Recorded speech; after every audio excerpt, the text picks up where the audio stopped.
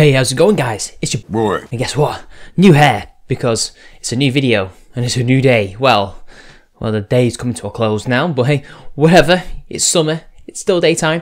So anyway, there's a little concept that's brewed up over the last 6 months, which, well, I don't know if it's going to die or not, but it's certainly not something that's healthy for human beings, let alone YouTube channels.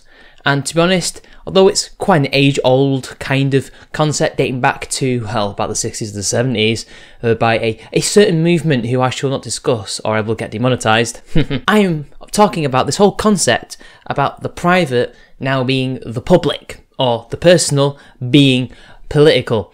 It's actually pretty much the same thing now if you think about it. The personal is political, the private is now public. Because essentially what this is certain YouTubers from certain channels doing certain genres deciding that the best course of action to air all their grievances and to sort all their grievances out and to generate revenue and to get all those lovely little views and clicks and also to just find something to do on a boring day is to create something, to air something out there in the public with somebody who they don't like or have liked, but there is a certain issue between the two of them, whereas normal human beings would talk this out in private and come to some kind of agreement, or they disagree and part ways, or what have you. It doesn't really matter what happens as long as they do it as normal human beings. No. Instead, the go-to thing to do is to bait these people on YouTube or Twitter or whatever your social media vehicle of choice may happen to be, and create drama.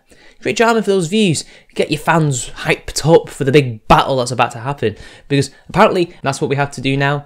This is the big thing. I can't tell if this is just transparency going overboard. Oh wait, no, it isn't, because none of these people are actually transparent. These people have developed this childlike mentality where now you can't even have a chat with them in private. You can't even chat with them in DMs or just somewhere else entirely. Nope. No. You've got to air it all out there and fight them because it's a spectacle, my man. These things need to be sorted out now and in public in front of everybody, regardless if we look like 16-year-olds on Facebook back in the day, airing out all their grievances in stupid posts, revealing their inner monologue and cringing everybody out. No, this shit needs to be done right now. Now, why is this the case? Well, there's several factors from what I can see. One, some of these people, they are immature. They will do this. They will air these grievances out in front of people. They will call these people out when perhaps calling them out isn't necessary or even the best thing to do, but it doesn't really matter because a lot of them may or may not have large followings, so they've got that little cushion to fall back on. Another thing is that they are duplicitous and they're doing this purely just to create drama and to get views because without it, well, nobody would be watching them in the first place. You know, not everyone's a Keemstar who has a team behind him who can just find everything for him or just, you know, do things the old-fashioned way and just wait for something to happen. But whatever. I mean, even he doesn't make a video when he doesn't have enough stories. Fucking Keemstar is more bloody moral than this lot. Keemstar. Another thing could just be the internet and the way that everything works on this thing. The fact that things like this can be amplified through millions of people or hundreds of people even just talk about the same thing. Because, again, these people will have followers and perhaps they think that the best course of action is to publicly call out these people or to publicly criticise them for things that, for the most normal people, it would be kind of inane. It would be a what the fuck. These people are willing to do this to their friends. Like, these are people who will have friends for years and years, or at the very least friendly acquaintances who have done nothing to each other. Yet they will quickly turn on this person when they see either a moment of weakness or an opportunity to strike. So literally anything. It could be anything you can possibly imagine. Just think it in your head. You guys can have a little thought experiment. Okay, what would make somebody criticise somebody for the littlest of things publicly, rather than just talk to somebody privately about it? Oh, I don't know. Could it be some controversy on a stream? Oh, could it just be something they said in a video? Is it some activity that they do online? Like just post photos of themselves? I mean, it could literally be anything. Now, don't get me wrong. Some of these things can be and should be, in some cases, publicly criticised, because that's how you can air your thoughts. That's how you can maybe perhaps get some change done. I'm not saying that we should never publicly criticise anybody, as some people say. Not at all.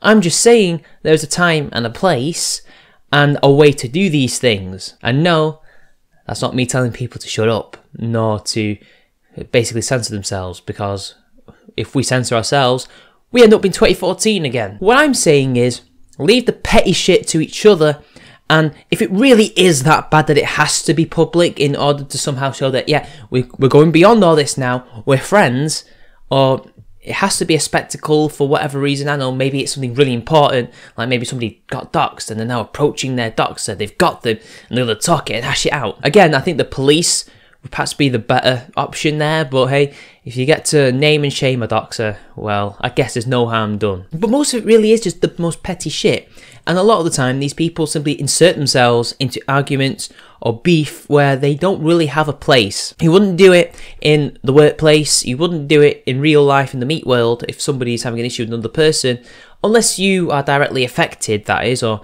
maybe this person is family or a very close friend and you do want to show them some support, which I can get. But if you're somebody who's peripherally involved and you're just getting in there for your own little thing, for your own attention grabbing ways, stop it.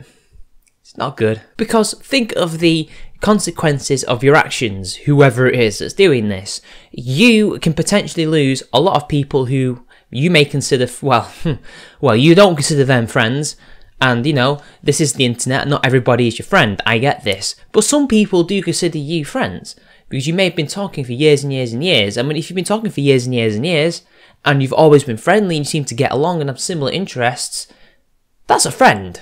That's not an acquaintance unless you barely talk to each other. But if you're always talking, you've collaborated with this person, or you post memes with this person, and it's just this long-term thing, that's a friend. And on the internet, if you, by a rare chance, get a friend, you don't want to lose that friend for whatever reason, because that person will back you up. In your darkest days, in your most depressing days, think of any negative thing in your life, that person will be there for you, even if they're not right there next to you offering a comfortable arm. The point is this, they will back you up, they will be your friend. And when you go around and betray these people, because that's what it is, it's a betrayal. Betrayal! You will lose these people, and you will find yourself finding it very hard to make friends with people. You will find it very hard to collaborate with people and get people to trust you, because why should they be friends with somebody who somewhere down the line, because it will be unpredictable, they won't know when this time will come, will throw them under the bus for views? Do you want to be that person? Do you want to be the type of person who is known to be a backstabber? Because that's what that is. Backstabbing. This whole mindset has turned a load of people who otherwise wouldn't be doing this in real life or even on the internet until very recently into crazy sociopaths. Okay, that's an exaggeration, but it's definitely a bit sociopathic to be one day friends with somebody and have had no issues, to suddenly finding an issue with them out of the blue and throwing them under the bus just so you can generate some clicks. That is sociopathic behaviour. That's what the media does, and they're just doing it for business. It's like the mafia. I'm sorry guys, it's just purely business. You aren't companies. You may run your channels as businesses, potentially, but you are yourselves as individuals dealing with other individuals that you have personal connections to. Whether it be internet personal or meatbag personal, that's still actual real people with real feelings and brains. Because a person with a brain will think and observe you doing this behaviour, and they will think, why should I go on there? Why should I talk to this person? Why should I watch this person?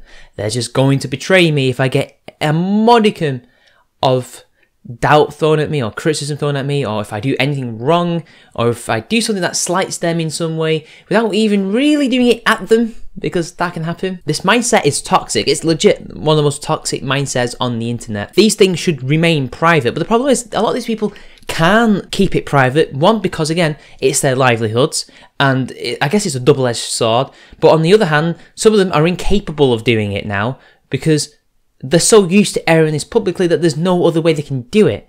Other times, maybe they're just, it's a twisted logic. They don't want the private thing because they're maybe worried that if they take you out of context in a leaked conversation, you can just leak all the DMs and show the context to everybody to see. And maybe that's why some of these people don't want these things to remain private. And yeah, by the way, if you do end up in that situation, yeah, leak the DMs. What's the worst that's gonna happen? Yeah, you might lose a lot of reputation points with those people, but for other people on the outside looking in, or maybe they're your friends, your supporters, they'll just say, well, they asked for it. That's the thing you do. Do make sure to protect identities that don't want to be involved, or maybe things that could be called potential doxing. Just put it all the relevant information out there in context, and there's nothing they can do. They will look worse than they already do. Anyway, that's the end of the video. I know what kind of reaction this is going to get. Sorry for the lights going out near the end. I didn't realise they needed recharging so quickly, but that'll be fixed for the next video. Sorry for being a bit dead as well. Just had loads of shit I need to do, but it'll be alright for this week now. I'll just pump out some videos and try and get as many videos out as possible and better content. So until next time, I'll see you later, guys.